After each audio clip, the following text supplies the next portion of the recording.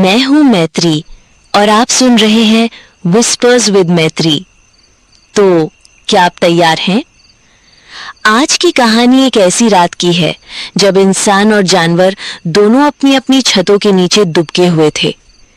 एक ऐसी तूफानी रात जब बाहर निकलना मौत को दावत देने जैसा था। अंधेरा इतना घना कि अपना हाथ भी न दिखे और बारिश ऐसी कि जैसे आसमान खुद रो रहा हो। लेकिन सोचिए, अगर उसी तहर की रात में कोई आपके दरवाजे पर दस्तक दे, कोई जिसकी आवाज में जिंदगी और मौत की कश्मकश हो, तो क्या आप दरवाजा खोलेंगे? क्या आप अपने आराम और अपनी सुरक्षा को दांव पर लगाकर उस तूफान में बाहर निकलेंगे? अगर आप इस कहानी के सन्नाटे और डर को अपनी रूह में महसूस करना चाहते हैं, तो अपने कमरे की बत्तियां बुझा दीजिए, हेडफोन्स लगा लीजिए और चलिए मेरे साथ ओडिशा के चंद्रखोल गांव की उस भयावह रात के सफर पर। आसमान किसी काली गहरी झील की तरह था, जिसमें बादल किसी दैत्य की परछाई की तरह तैर रहे थे।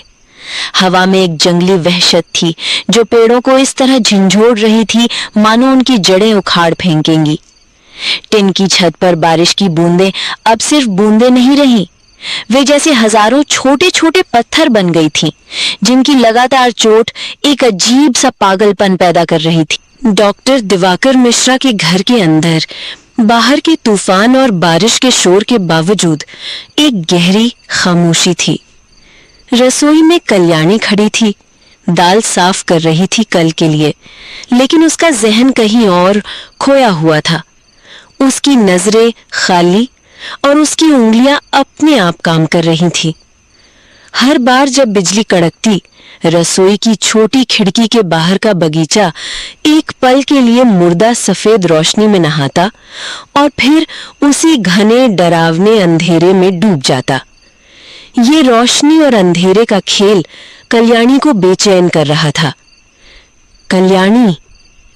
डॉक्टर दिवाकर की आवाज से उसे चौंका दिया। दाल के कुछ दाने उसके हाथ से छिटककर जमीन पर गिर गए। वो अपने पति को दरवाजे पर खड़ा देख सांसें काबू करने लगी। तुम ठीक तो हो? दिवाकर पास आते हुए बोले। चेहरे पर हल्की चिंता थी। जब से ये तूफान शुरू हुआ है, मैं देख रहा हूं तुम खोई खोई सी हो। कल्याणी ने झूठी मुस्कान दी। कुछ नहीं, बस ऐसी रातें मुझे पसंद नहीं, आपको तो पता है। दिवाकर ने उसकी थाली उठाई और एक तरफ रख दी। ये सिर्फ तूफान है कल्याणी, हर साल आता है, तुम ज्यादा सोचती हो। उसने कल्याणी के कंधों को हल्का सहलाया, डॉक्टर की तरह, पति की तरह नहीं। लेकिन उसका ध्यान कमरे में रखे कागजों पर था, भुवनेश्वर में खुलने वाले उसके सपनों के दवाखाने का हिसाब किताब। ये तूफान अलग है, कल्याणी ने फुसफुसाया। उसकी नजरें अब भी खिड़की के बाहर अंधेरे पर टिकी थी। हवा में सिर्फ बारिश की आवाज नहीं है, कोई और भी आवाज है, जैसे कोई रो रहा हो। दिवाकर मुस्कुराए। अब तुम्हें हवा में भी आवाजें सुनाई देने लगी? हाँ, चलो सो जाओ, सुबह सब ठीक हो जाएगा। वो मुड़ने ही वाला था कि तभी एक आवाज तूफान के कान फाड़ देने वाले शोर से बिल्कुल अलग, कमजोर लेकिन जिद्दी, दस्तक सीधे उनके दिलों पर हुई थी। कल्याणी का शरीर अकड़ गया। बड़ी बड़ी आंखें डर से दिवाकर के चेहरे पर टिकी थीं। इतनी रात को कौन हो सकता है? दिवाकर ने हैरानी से पूछा। दस्तक फिर हुई, इस बार थोड़ी ज्यादा तेज, जैसे बाहर खड़ा कोई उनकी हिम्मत को चुनौती दे रहा हो। दिवाकर दरवाजे की तरफ बढ़े। मत खोलिए, कल्याणी की आवाज में अजीब दहशत थी। प्लीज दरवाजा मत खोलिए। पागल हो गई हो कल्याणी, कोई मुसीबत में होगा। दिवाकर ने धीरे से दरवाजे की सिटकनी की ओर हाथ बढ़ाया और फिर दिवाकर का हाथ सिटकनी पर कसा और एक खट की सूखी आवाज के साथ दरवाजा खुल गया। और दरवाजा क्या खुला, समझिए कि जैसे उस घर की सारी शांति और सुरक्षा को उस तूफानी रात ने एक ही पल में निगल लिया हो। हवा और बारिश का एक ऐसा रेला अंदर आया कि बेचारी लालटेन की लौ लगभग दम ही तोड़ चुकी थी। एक पल के लिए घोर अंधेरा और फिर कांपते हुए लौ दोबारा जिंदा हो गई और उस कांपती हुई रोशनी में दरवाजे पर उन्हें जो दिखा वो कोई साया नहीं था, वो थी जीती जागती भीगी हुई बेबसी। एक नौजवान लड़का जिसकी उम्र यही कोई 25 के आसपास होगी, पर उसका चेहरा देखकर लग रहा था मानो उसने एक ही रात में कई साल जी लिए हों। पीला सफेद चेहरा और उस पर दो बड़ी बड़ी आंखें जो खौफ से पत्थर हो गई थीं। वैद्य जी, उसके मुंह से शब्द नहीं, हवा निकली। ठंड के मारे उसके दांत एक दूसरे से टकरा रहे थे।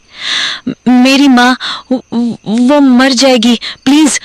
अब डॉक्टर साहब ने एक कदम पीछे ले लिया, मानो उस लड़के के साथ आई मुसीबत को भी अंदर आने का रास्ता दे रहे हों। अंदर आओ पहले और आराम से बताओ हुआ क्या है। नौजवान किसी तरह अंदर आया। उसके मैले कपड़ों से टपकता पानी फर्श पर बदरंग निशान छोड़ रहा था। उनकी सांस नहीं ले पा रही हैं वो। लगता है जैसे किसी ने छाती पर कोई भारी पत्थर रख दिया हो। उनकी आंखें बाहर निकली आ रही हैं वैद्य जी। दिवाकर का चेहरा गंभीर हो गया। ये कब से हो रहा है? इससे पहले कुछ खाया था उन्होंने या कहीं गिरी थी? नहीं, वो तो ठीक थी। बस जब से हम उस घर में आए हैं उनकी तबीयत गिरती ही जा रही है। पर आज तो ठीक है। उसने उसे शांत करने की कोशिश की। पहले ये बताओ मरीज है कहाँ? किस गांव से आए हो? इस सवाल पर लड़का एक पल के लिए चुप हो गया। उसकी नजरें जमीन में गड़ गईं, जैसे वो उस जगह का नाम लेने से भी डरता हो। दिवाकर ने थोड़ा जोर देकर पूछा, बोलो कहाँ रहते हो? एक लंबी खामोशी के बाद एक शब्द उसके मुंह से निकला, चंद्रखोल। कमरे की हवा जैसे और भारी हो गई। दिवाकर ने अपने पीछे खड़ी कल्याणी की तेज होती सांसों की आवाज साफ सुनी। चंद्रखोल। इस एक शब्द ने जैसे उस घर की दीवारों में जमे सारे पुराने डरों को जगा दिया था। चंद्रखोल में कौन सा घर? दिवाकर की आवाज अब भी शांत थी, पर उसमें एक धार थी। और लड़के ने जो जवाब दिया उसने जैसे डॉक्टर साहब के पैरों के नीचे से जमीन ही खींच ली। पुरानी हवेली, मोहंती बाबू की। यानी के हाथ से पीतल की थाली छूटकर फर्श पर गिर पड़ी। उस खाली घर में वो आवाज किसी मनहूस घंटे की तरह गूंजी और फिर सब शांत हो गया। इतना शांत कि आप अपने दिल की धड़कन भी सुन सकते थे। दिवाकर ने मुड़कर कल्याणी को नहीं देखा। उन्हें देखने की जरूरत ही नहीं थी। तुम जानते हो तुम क्या कह रहे हो? दिवाकर की आवाज में अब हैरानी और अविश्वास था। मोहंती बाबू की हवेली, वो तो सालों से वीरान पड़ी है, वहां कोई नहीं रहता। हम रहते हैं वैद्य जी। हमने वो खरीद ली थी। हमें नहीं पता था, कोई वैद्य वहां आने को तैयार नहीं। सब कहते हैं वो घर ठीक नहीं है। पर मैं अपनी माँ को ऐसे तड़पते हुए कैसे देखूं? आप ही मेरी आखिरी उम्मीद है। आप पैसों की चिंता मत कीजिए, बस एक बार चलकर देख लीजिए। आप डॉक्टर दिवाकर के सामने एक अजीब कश्मकश थी। एक तरफ एक जान बचाने का पेशेवर धर्म, दूसरी तरफ कल्याणी का चेहरा जिस पर लिखा हुआ खौफ साफ पढ़ा जा सकता था, और तीसरी तरफ वो लालच जो भुवनेश्वर में एक शानदार दवाखाना खोलने के सपने दिखा रहा था। उन्होंने एक लंबी सांस ली और वो फैसला लिया जो उस रात की सबसे बड़ी भूल साबित होने वाला था। ठीक है, उन्होंने उस लड़के से कहा, तुम बाहर जाओ, मैं बस अपना सामान लेकर आता हूँ। नौजवान के चेहरे पर एक पल के लिए उम्मीद की एक हल्की सी किरण चमकी। वो सर हिलाकर बिना कुछ और कहे दरवाजे से वापस उसी तूफानी अंधेरे में गुम हो गया। दिवाकर ने दरवाजा बंद किया और सिटकनी चढ़ा दी। बाहर तूफान का शोर अब पहले से भी ज्यादा लग रहा था, या शायद ये घर के अंदर की खामोशी थी जो उस शोर को और बढ़ा रही थी। दिवाकर धीरे से मुड़े। कल्याणी अब भी वहीं खड़ी थी, मूर्ति की तरह, फर्श पर बिखरे दाल के दानों के पास। उसकी आंखें दिवाकर पर टिकी थी और उनमें आंसू नहीं, एक अजीब सी वीरानी थी। आप नहीं जाएंगे? ये सवाल नहीं था, एक सर्द बयान था। दिवाकर ने उसकी आंखों में देखने से परहेज किया। उन्होंने अपना मेडिकल बैग उठाते हुए कहा, मुझे जाना होगा कल्याणी, एक जान का सवाल है। एक जान बचाने के लिए आप 100 जान दांव पर लगा देंगे? कल्याणी की आवाज कांप रही थी। उस घर में मौत रहती है दिवाकर, और वो जानती है कि आप कौन हैं। दिवाकर ने बैग का बकल कसते हुए कहा, मैं एक डॉक्टर हूं, मेरा काम डरना नहीं, इलाज करना है। आप डॉक्टर हैं, इंसान नहीं। अब कल्याणी की आवाज में दर्द के साथ साथ गुस्सा भी था। वो चलकर उनके ठीक सामने आ खड़ी हुई। उस आदमी ने, उस शैतान ने मुझसे मेरा बचपन छीना, मेरा घर छीना। मैं उसे आपको छीनने नहीं दूंगी। ये पहली बार था जब कल्याणी ने इतने सालों में उस घटना का सीधा जिक्र किया था। दिवाकर एक पल के लिए ठिठक गए। उन्होंने कल्याणी के कंधे पर हाथ रखना चाहा, लेकिन कल्याणी ने खुद को पीछे खींच लिया। दिवाकर की आंखों में एक पल के लिए अपराध बोध की परछाई तैरी, लेकिन फिर उसकी जगह भुवनेश्वर के दवाखाने की चमक ने ले ली। बस आज की रात कल्याणी, हमारे भविष्य के लिए यह जरूरी है। भविष्य, ये शब्द कल्याणी के कानों में जहर की तरह घुला। वो चुपचाप रास्ते से हट गई। उसकी खामोशी उसके 1000 सवालों और चीखों से ज्यादा भारी थी। दिवाकर कुछ देर रुके। शायद उन्हें उम्मीद थी कि कल्याणी उन्हें रोकेगी आखिरी बार, लेकिन वो नहीं बोली। और डॉक्टर दिवाकर अपना बैग उठाकर दरवाजा खोलकर उस रात के अंधेरे में निकल गए, एक ऐसे भविष्य की ओर जिसकी सुबह शायद कभी नहीं होने वाली थी। दरवाजा बंद होते ही कल्याणी की डरी हुई छवि दिवाकर के जहन से ओझल हो गई और बाहर की बेरहम रात ने उन्हें अपनी आगोश में ले लिया। हवा चाबुक की तरह उनके चेहरे पर पड़ रही थी। छाता किसी काम का नहीं था। तूफान उसे किसी कागज के टुकड़े की तरह मरोड़ रहा था। उनके जूते घुटनों तक कीचड़ में धंस रहे थे। हर कदम उठाने में दुगनी ताकत लग रही थी, मानो जमीन उन्हें आगे जाने से रोक रही हो, वापस खींच रही हो। सामने इंद्र पोखरी तालाब था। आज वो तालाब नहीं, अंधेरे का एक उबलता हुआ समंदर लग रहा था। बारिश की बौछारें उसकी सतह पर गिरकर हजारों छोटे छोटे बुलबुले बना रही थी, जो बनते और फिर अंधेरे में ही फट जाते। दिवाकर ने तालाब के किनारे से चलते हुए एक पल के लिए सोचा, क्या मैंने कोई गलती कर दी है? लेकिन फिर भुवनेश्वर के दवाखाने की तस्वीर उनकी आंखों के आगे तैर गई और उन्होंने अपने कदमों को और तेज कर दिया। तालाब पार करते ही बिजली जोर से कड़की। उस एक पल की सफेद रोशनी में उन्हें वो चीज दिखी। गांव के अंतिम छोर पर बरगद के एक पुराने पेड़ के नीचे एक पालकी खड़ी थी, पुरानी, बेरौनक और बिल्कुल अकेली। आसपास एक भी इंसान का नामो निशान नहीं था। अजीब है, दिवाकर ने सोचा, कहार कहाँ है? वो उलझन में पालकी की तरफ बढ़ ही रहे थे कि उसका पर्दा अपने आप हट गया। पालकी के अंदर एक छोटी सी लालटेन जल रही थी। उसकी पीली मरियल सी रोशनी में उसी नौजवान नीलकंठ का चेहरा नजर आ रहा था, जो अब और भी ज्यादा पीला लग रहा था। आइए वैद्य जी, उसने फुसफुसाते हुए कहा, अंदर आ जाइए। दिवाकर पालकी के पास आकर रुक गए। उनकी नजरें चारों तरफ किसी को ढूंढ रही थीं। इसे उठाएगा कौन? तुम्हारे कहार कहाँ है? वो है यहीं, नीलकंठ ने नजरें चुराते हुए कहा। शायद पेड़ के पीछे बारिश से बच रहे हैं। आप चिंता मत कीजिए, वो आ जाएंगे। आप बैठिए। दिवाकर को उसकी बातों पर यकीन नहीं हुआ। उनके मन में खतरे की एक घंटी बज रही थी, पर अब यहां से वापस लौटने का कोई रास्ता नहीं था। वो अपनी जिद और अपने लालच के कैदी बन चुके थे। बिना कोई और सवाल किए वो झुककर पालकी के तंग हिस्से में बैठ गए। पालकी के अंदर सीलन और पुरानी लकड़ी की एक अजीब सी गंध थी। नीलकंठ ठीक उनके सामने बैठा था, चुपचाप, पत्थर की मूर्ति की तरह। और फिर कुछ ऐसा हुआ जिससे डॉक्टर दिवाकर की रीढ़ में एक ठंडी लहर दौड़ गई। पालकी हिली, लेकिन वो किसी इंसान के उठाने का झटका नहीं था। वो धीरे से, बहुत धीरे से हवा में उठी, जैसे पानी पर कोई नाव तैर रही हो। कोई आवाज नहीं, कोई आहट नहीं, कहारों के चिल्लाने या सांस लेने की कोई ध्वनि नहीं। पालकी अब चल रही थी। दिवाकर ने घबराकर बाहर देखने के लिए पर्दे पर हाथ बढ़ाया ही था कि नीलकंठ की आवाज ने उन्हें रोक दिया। आप चंद्रखोल में पहले भी रहे हैं वैद्य जी?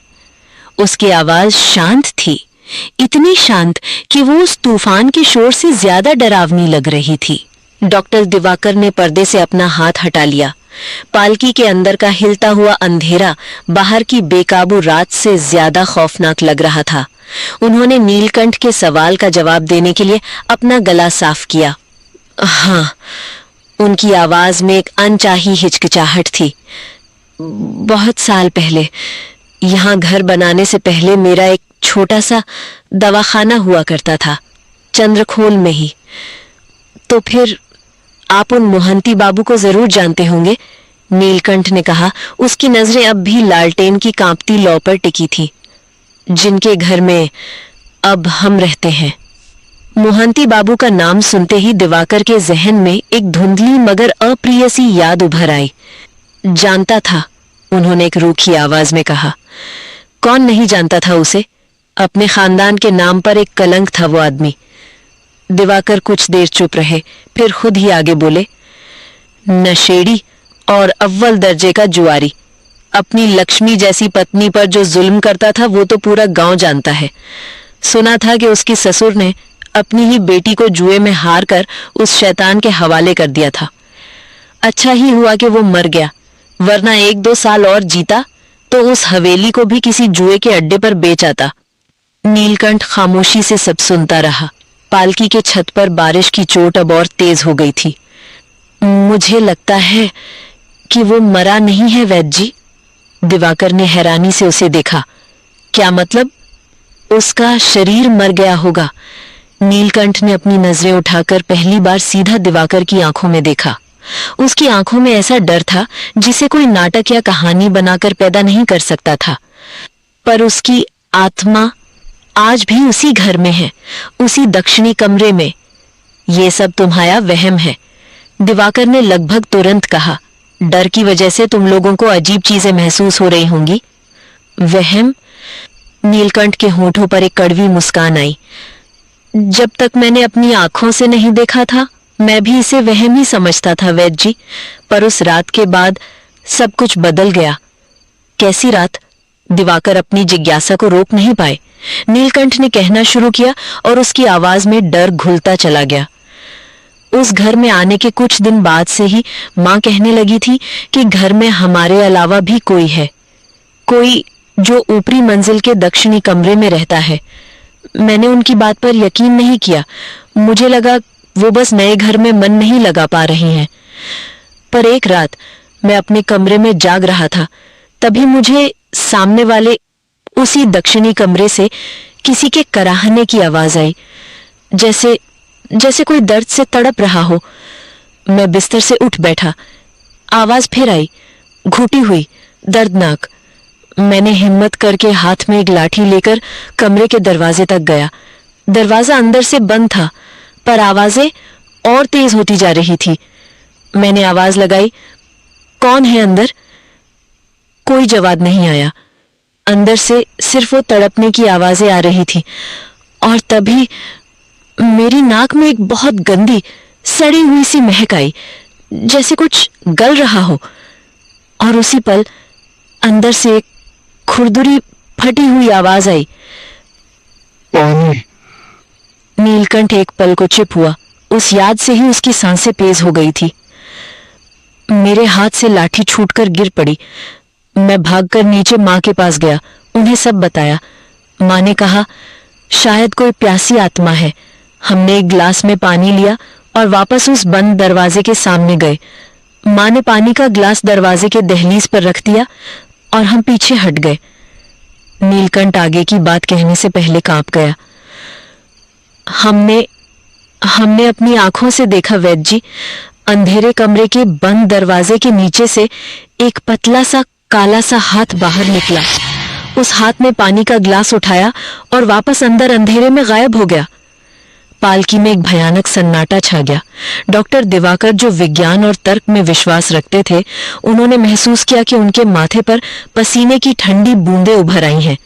पालकी अपने अनजाने सफर पर आगे बढ़ती जा रही थी और डॉक्टर साहब को पहली बार सच में डर लग रहा था। डॉक्टर दिवाकर ने नीलकंठ के चेहरे से नजरें हटा लीं। उन्होंने खुद को यकीन दिलाने की कोशिश की कि ये सब उस लड़के का बनाया हुआ एक डरावना किस्सा है, एक कहानी जो उसने अपनी मां की रहस्यमयी बीमारी को समझाने के लिए गढ़ ली है। हाँ, यही होगा। गांव के लोग वहम और डर में जीते हैं, लेकिन नीलकंठ की आंखों में जो खौफ था वो झूठा नहीं हो सकता था। कोई इंसान ऐसा डर पैदा नहीं कर सकता। दिवाकर ने अपने कांपते हुए हाथों को देखा और उन्हें अपनी मुट्ठियों में भींच लिया। और ये हर रात होता है? डॉक्टर दिवाकर की आवाज उनके अपने कानों में अजनबी सी लगी। हर रात वैद्य जी, हर रात वो तड़पता है और पानी मांगता है। जब तक उसे पानी नहीं दिया जाता वो चीखता रहता है, पागलों की तरह। उसी की चीखें सुन सुनकर मेरी मां की ये हालत हो गई है। डर ने उन्हें अंदर से खोखला कर दिया है। उसने एक गहरी सांस ली। कोई उस घर में कदम नहीं रखना चाहता वैद्य जी। गांव का कोई आदमी, कोई दूसरा वैद्य, कोई भी नहीं। सबने हमें हमारे हाल पर छोड़ दिया है। आप ही आखिरी उम्मीद थे। दिवाकर कुछ कह नहीं पाए। एक पढ़ा लिखा विज्ञान को मानने वाला इंसान आज कुछ अनपढ़ गांव वालों के अंधविश्वास के सामने निहत्था महसूस कर रहा था। उसके पास नीलकंठ के डर का कोई जवाब नहीं था, कोई तर्क नहीं था। तभी पालकी रुक गई। उसका रुकना भी उतना ही अजीब था जितना चलना। कोई झटका नहीं, कोई आवाज नहीं, बस वो खौफनाक सफर खत्म हो गया था। बाहर अब भी तूफान उसी वहशत से चिल्ला रहा था। कुछ देर तक दोनों चुपचाप बैठे रहे। फिर नीलकंठ ने पालकी का पर्दा हटाया। हम पहुंच गए। डॉक्टर दिवाकर ने भारी मन से अपना बैग उठाया और बाहर कदम रखा। और बाहर कदम रखते ही ठीक उसी पल आसमान में बिजली कड़की, जैसे किसी ने ऊपर से रात के काले पर्दे को एक पल के लिए फाड़ दिया हो। और उस एक पल की रोशनी में डॉक्टर दिवाकर ने उस हवेली को देखा। वो पुरानी नहीं थी, वो मुर्दा थी। बारिश के पानी से उसकी दीवारें काली पड़ चुकी थीं, जिन पर काई की हरी हरी लकीरें लाश पर रेंगते कीड़ों जैसी लग रही थी। ऊपरी मंजिल की खिड़कियां अंधेरे खोखले गड्ढों की तरह थीं, जो उन्हें घूर रही थीं। और सबसे अलग, सबसे डरावना वो ऊपरी मंजिल का दक्षिणी कमरा था। उसकी खिड़की पर लकड़ी के तख्ते लगे थे और वो पूरी हवेली में एक ऐसे बदनुमा दाग की तरह लग रहा था जिसे कोई राज छिपाने के लिए बनाया गया हो। दिवाकर को महसूस हुआ कि इस जगह की हवा में सिर्फ नमी नहीं, एक भारीपन है, एक उदासी जो आपकी हड्डियों तक में समा जाए। उन्होंने इस एहसास को झटकते हुए पीछे मुड़कर आवाज दी, कहारों से कहो यहीं इंतजार करें, मुझे ज्यादा वक्त नहीं लगेगा। जवाब में सिर्फ हवा की साई साई सुनाई दी। दिवाकर ने घूमकर देखा। पालकी कीचड़ में अकेली पड़ी थी। वहां कोई नहीं था, न आगे न पीछे। वो कहार जिनके बारे में नीलकंठ ने कहा था कि वो पेड़ के पीछे छिपे हैं, वो जैसे कभी थे ही नहीं। कहाँ है वो सब? दिवाकर की आवाज में अब घबराहट साफ थी। नीलकंठ, वो लोग कहाँ गए? नीलकंठ, जो अब हवेली के विशाल काली दरवाजे पर पहुंच चुका था, धीरे से मुड़ा। तूफान के शोर में भी उसकी आवाज दिवाकर तक साफ पहुंची। एक ऐसी आवाज जो अब किसी डरे हुए लड़के की नहीं थी। मैंने कहा था वैद्य जी, सुबह से पहले कोई नहीं आएगा, आपको अंदर आना होगा। मां इंतजार कर रही हैं। अंदर आना होगा? दिवाकर लगभग चीखे। और मैं वापस कैसे जाऊंगा? नीलकंठ ने कोई जवाब नहीं दिया। उसने बस हवेली का भारी दरवाजा थोड़ा सा अंदर की ओर धकेल दिया। दरवाजा एक दर्दनाक चर्र की आवाज के साथ खुला और अंदर से एक अंधेरा बाहर झांकने लगा, जो रात के अंधेरे से भी ज्यादा काला था। दिवाकर वहीं जम गए। उनके सामने दो रास्ते थे, एक पीछे उस तूफानी अनजान अंधेरे में वापस जाने का, जहां कोई मदद नहीं थी, और दूसरा सामने उस हवेली के अंधेरे में जाने का, जहां मौत इंतजार कर रही हो सकती थी। उन्हें समझ आ गया था कि उन्हें यहां लाया नहीं गया है, उन्हें फंसाया गया है। चारपाई के पास ही एक कुर्सी रखी थी, जैसे वो खास तौर पर डॉक्टर दिवाकर के लिए ही रखी गई हो। दिवाकर का सारा डर एक पल के लिए पीछे छूट गया और उनके अंदर का वैद्य जाग गया। उन्होंने अपना भारी चमड़े का बैग जमीन पर रखा और उसकी पीतल की क्लिप खोलकर उसे खोला। अंदर से उन्होंने अपना आला यानी स्टेथोस्कोप और एक छोटी टॉर्च निकाली। कुर्सी खींचकर वो चारपाई के पास बैठ गए। उन्होंने लेटी हुई औरत को ध्यान से देखा। उसका शरीर बिल्कुल शांत था, इतना शांत कि उसमें जिंदगी का कोई संकेत नहीं था। त्वचा मोम की तरह पीली और खींची हुई लग रही थी। होंठ हल्के से खुले थे और आंखें धंसी हुई थी। दिवाकर ने अपना हाथ आगे बढ़ाया, लेकिन औरत की त्वचा को छूने से पहले ही रुक गए। हवा में जो ठंडक थी वो उस चारपाई के पास आकर और भी ज्यादा बढ़ गई थी। उन्होंने पहले टॉर्च जलाई और उसकी रोशनी औरत के नाक के पास ले गए। कोई सांस नहीं, हवा में कोई नमी नहीं। फिर वे थोड़ा और झुके और अपने कान को उसके खुले होंठों के पास ले गए। खामोशी, बाहर तूफान के शोर के अलावा एक भयानक मुर्दा खामोशी। उनके दिल में पहली बार एक अजीब सी शंका उठी। उन्होंने अपना आला कानों में लगाया और उसके ठंडे हिस्से को अपनी हथेली में रगड़कर गर्म किया, एक डॉक्टर की पुरानी आदत। फिर उन्होंने आले को औरत की साड़ी के ऊपर छाती के बाईं ओर रखा, जहां दिल होना चाहिए था। उन्होंने आंखें बंद करके सुनने की कोशिश की। कुछ नहीं, कोई धड़कन नहीं, कोई घबराहट नहीं, कोई फुसफुसाहट तक नहीं, कुछ भी नहीं। ऐसा सन्नाटा जैसे वो किसी जिंदा इंसान की छाती पर नहीं बल्कि किसी पत्थर की सिल पर कान लगाए बैठे हों। उनका खुद का दिल अब जोर जोर से धड़क रहा था, जिसकी आवाज उन्हें अपने कानों में गूंजती हुई महसूस हो रही थी। उन्होंने आला हटाया और कांपते हुए हाथों से औरत की पतली हड्डी जैसी कलाई पकड़ी, नब्ज ढूंढने के लिए। उसकी त्वचा बर्फ की तरह ठंडी थी, नहीं, बर्फ से भी ज्यादा। ये एक ऐसी ठंडक थी जो जिंदा चीजों में नहीं पाई जाती। उनकी उंगलियां कलाई पर हर उस जगह को टटोल रही थी जहां नब्ज मिल सकती थी, पर वहां जीवन का कोई स्पंदन नहीं था। अब घबराहट में उन्होंने उसकी गर्दन पर अपनी उंगलियां रखी। वहां भी वही पत्थर जैसी ठंडक और मौत जैसी शांति। ये तो उनके मुंह से शब्द अधूरे निकले। आखिरी कोशिश के तौर पर उन्होंने टॉर्च उठाई और औरत की पलक को अपनी उंगली से ऊपर उठाया ताकि आंखों की जांच कर सके। टॉर्च की तेज सफेद रोशनी सीधी उसकी आंख पर पड़ी। पुतली फैली हुई थी, स्थिर। रोशनी का उस पर कोई असर नहीं हुआ। ये मौत का एक और निश्चित संकेत था, लेकिन दिवाकर का ध्यान पुतली पर नहीं बल्कि पुतली के रंग पर गया।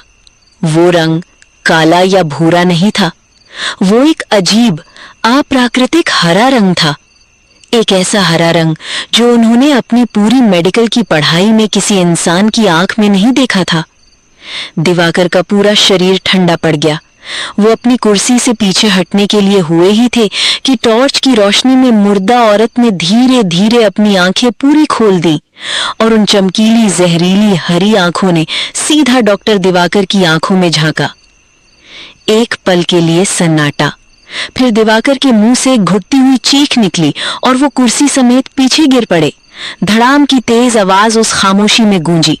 वो फर्श पर पड़े घबराकर खुद को पीछे घसीटने की कोशिश कर रहे थे। उनकी आंखें डर से फटी जा रही थीं। चारपाई पर पड़ा वो शरीर एक झटके में उठकर बैठ गया। उसकी हड्डियों से कड़कड़ की आवाज आई। क्या हुआ वैद्य जी? उस बूढ़ी औरत के गले से एक भारी मर्दानी आवाज निकली। नब्ज नहीं मिली क्या? दिवाकर कांपते हुए दरवाजे पर खड़े नीलकंठ की तरफ मुड़े। नीलकंठ, ये क्या है? नीलकंठ बस रो रहा था। उसका चेहरा पीला पड़ चुका था। तभी लाश रूपी मोहंती बाबू जोर से हंसा। ये बताएगा तुझे? ये तो अपनी मरी हुई माँ की लाश बचाने के लिए तुझे यहाँ खींच लाया है। इसकी माँ तो कल ही मर गई थी। दिवाकर ने अविश्वास में सिर हिलाया। ये कोई धोखा है, कोई नाटक। पहचाना नहीं डॉक्टर? मोहंती बाबू ने कहा और उसकी हरी आंखें नफरत से चमक उठी। उस दवा का स्वाद आज भी मेरी जबान पर है। वही दवा जो तू और तेरी कल्याणी मुझे रोज देते थे मेरी मौत के इंतजार में। दिवाकर की आंखों के सामने दवा की वो शीशी घूम गई। उनका हाथ अनजाने में कांप गया। मैं पानी के लिए तड़पा और तुम दोनों ने मुझे मरते हुए देखा। अब खेल मैं खेलूंगा। मुझे कल्याणी के पास वापस जाना है और उसके लिए मुझे तेरा शरीर चाहिए। उस बूढ़ी औरत के शरीर में एक भयानक ऐंठन हुई। उसने एक आखिरी दिल दहला देने वाली चीख मारी और उसका शरीर फर्श पर बेजान होकर गिर पड़ा। कमरे की लालटेन एक झटके में बुझ गई। घुप अंधेरा। माँ! नीलकंठ की डरी हुई चीख अंधेरे में गूंजी और फिर दरवाजा खुलने और बंद होने की तेज आवाज आई। वो भाग गया था। दिवाकर उस अंधेरे में अकेले थे। उन्होंने जेब में टॉर्च के लिए हाथ डाला ही था कि उन्हें अपने कान के पास एक ठंडी सड़ी हुई सी सांस महसूस हुई और एक राक्षसी आवाज ने फुसफुसाया, अब तेरी बारी है। उस फुसफुसाहट के साथ ही डॉक्टर दिवाकर को महसूस हुआ जैसे उस कमरे की सारी हवा जम गई हो। एक अनदेखी ताकत ने उन्हें जकड़ लिया, जैसे लोहे के हजारों ठंडे शिकंजों ने उनके जिस्म को कैद कर लिया हो। नहीं, वो चीखे और उनकी आवाज अंधेरे में गूंजकर खो गई। उन्हें हवा में उठाया गया और किसी कपड़े की गुड़िया की तरह कमरे की दीवार पर दे मारा गया। उनकी पीठ से एक दर्दनाक चीख निकली। वो जमीन पर गिरे, पर उस अनदेखी पकड़ ने उन्हें नहीं छोड़ा। उन्हें फर्श पर घसीटा जा रहा था। टूटी कुर्सी, गिरे हुए बैग, हर चीज से टकराते हुए वो अपनी पूरी ताकत से लड़ रहे थे। हाथ पैर चला रहे थे, पर वो सिर्फ हवा से लड़ रहे थे। और मोहंती बाबू का शैतानी ठहाका उस अंधेरे में हर तरफ से आ रहा था। लड़ ले डॉक्टर, लड़ ले। जितना लड़ेगा उतना ही मजा आएगा। तभी दिवाकर को अपने अंदर एक बर्फीली ठंडक महसूस हुई। ये बाहर की ठंडक नहीं थी, ये एक ऐसी ठंडक थी जो उनके नसों में उतर रही थी, उनके खून में घुल रही थी। उन्हें महसूस हुआ जैसे कोई दूसरा उनके जिस्म पर कब्जा करने की कोशिश कर रहा है। उनकी अपनी सोच, उनकी अपनी यादें धुंधली पड़ रही थी। नहीं, ये मेरा शरीर है, उन्होंने हाँफते हुए कहा। अब नहीं, वो राक्षसी आवाज उनके दिमाग के अंदर से गूंजी। दिवाकर ने एक आखिरी बार अपनी पूरी आत्मा की ताकत से उस अनदेखी शक्ति को धकेलने की कोशिश की। उनकी आंखों के सामने कल्याणी का चेहरा आया और उनके मुंह से एक आखिरी बेबस चीख निकली, कल्याणी। और फिर खामोशी। सुबह हुई। तूफान गुजर चुका था। आसमान साफ और धुला हुआ था।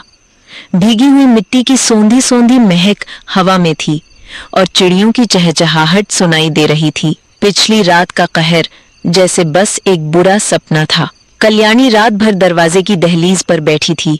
उसकी आंखें रो रो कर सूज गई थीं और उसका दिल हर पल डूब रहा था। तभी गांव की तरफ से आने वाले रास्ते पर उसे एक परछाई नजर आई। दिवाकर!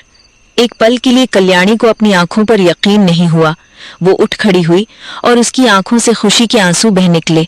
आप आ गए। दिवाकर धीरे धीरे चल रहे थे। उनके कपड़े कीचड़ में सने थे, पर वो थके हुए नहीं लग रहे थे। उनका चलना एकदम शांत था। कहाँ थे आप? कल्याणी ने उनके पास पहुंचते ही उन्हें गले लगा लिया। मैंने तो सोचा। दिवाकर ने कुछ नहीं कहा। उन्होंने बस धीरे से अपना हाथ उठाकर कल्याणी के सिर पर रखा और एक हल्की अजीब सी मुस्कान दी। चलिए अंदर चलिए। कल्याणी उनका हाथ पकड़कर उन्हें घर की तरफ ले गई। वो उन्हें सहारा देकर अंदर ले आई। दिवाकर ने घर के अंदर आकर पीछे मुड़कर दरवाजा बंद कर लिया। आप कुछ बोलते क्यों नहीं? क्या हुआ उस मरीज का? कल्याणी की आवाज चिंता और राहत के बीच झूल रही थी। और तभी कल्याणी की आवाज बीच में ही अटक गई।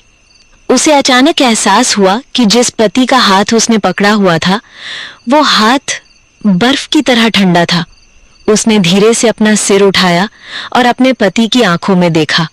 कल्याणी की सांसें उसके सीने में ही जम गई। उसके होंठ खुले, पर कोई आवाज नहीं निकली, क्योंकि उन आंखों में उसका दिवाकर नहीं था। उन आंखों में एक शैतानी चमक थी और उनकी पुतलियों का रंग अब काला नहीं था, वो हल्का जहरीला हरा हो चुका था। तो ये थी आज की कहानी, एक ऐसी कहानी जहां एक जंग खत्म हुई और दूसरी शुरू। अब कल्याणी का क्या होगा, ये सवाल मैं आप पर छोड़ती हूँ। कहानी कैसी लगी और उस एहसास ने आपको कितना डराया, मुझे कमेंट्स में जरूर बताइएगा। अगर पसंद आई हो तो लाइक और शेयर करना मत भूलना। और अगर आप विस्पर्स विद मैत्री पर नए हैं तो चैनल को सब्सक्राइब कर लीजिए ताकि आप कोई भी चिलिंग स्टोरी मिस ना करें। मैं आपसे मिलती हूँ अगली कहानी में। तब तक अपना ध्यान रखिए। Good night.